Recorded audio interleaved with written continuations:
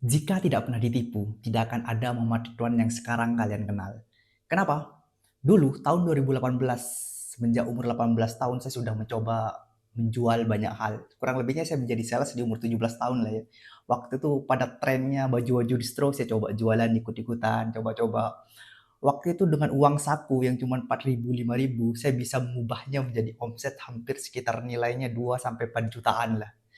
Dan saya melihat peluang baru waktu itu. Waktu itu cukup tren kamera Canon ya yang disewakan itu seharga 100 sampai 200 ribu ya, yang foto-fotonya model kayak gini lah ya, alay-alay.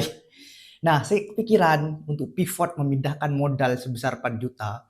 Mungkin sekarang 4 juta itu kecil bagi saya yang sekarang. Tapi bagi Ridwan yang dulu, yang mana waktu itu masih sekolah dengan uang saku 4.000, 5.000 itu sangat-sangat gede. Dan pada waktu itu saya cukup naif. Saya percaya bahwa semua orang itu baik. Saya percaya bahwa semua orang itu bisa dipercaya. Ternyata tidak sesederhana itu. Waktu itu belum ada yang namanya Tokopedia, Shopee, dan lain sebagainya ya. Cumannya yang saya kenal dulu marketplace. Akhirnya waktu itu saya ketipu. Saya transfer uang 4 juta, barang tidak pernah datang. Jujur, saya hampir gila waktu itu. Jujur, saya tidak bisa mau ngomong apa-apa, ada rasa sakit hati, merasa paling bodoh, kok bisa gitu loh. Kok bisa ada manusia setega itu gitu loh.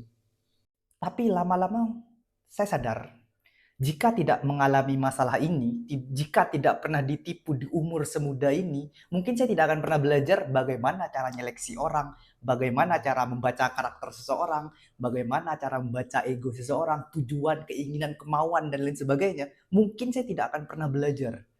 Di umur segini mungkin saya belum bisa memahami hal-hal seperti itu. Dan kadang saya bersyukur, untung aja saya ditipu di umur segitu dan saya bisa belajar banyak hal. Dan itu mungkin keputusan terbaik yang saya ambil, saya mau belajar dari kesalahan. Di situ saya juga mulai belajar bahwa kepercayaan itu sepenting itu. Trust. Saya bisa membangun beberapa perusahaan sekarang, menggandeng beberapa investor. Seandainya mereka tidak percaya terhadap saya yang cuma bawa mulut ini aja ya, bawa cocok doang, nggak mungkin akan terjadi gitu loh. Jadi ya sepenting itu yang namanya kepercayaan. Ada sebuah pepatah dari Tiongkok yang kurang lebihnya berbunyi seperti ini ya.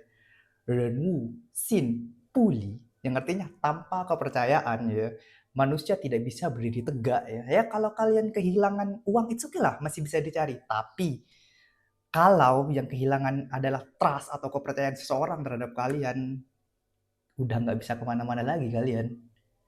Jadi apa pelajarannya ya? Ditipu itu nggak bikin saya mati, mungkin bikin saya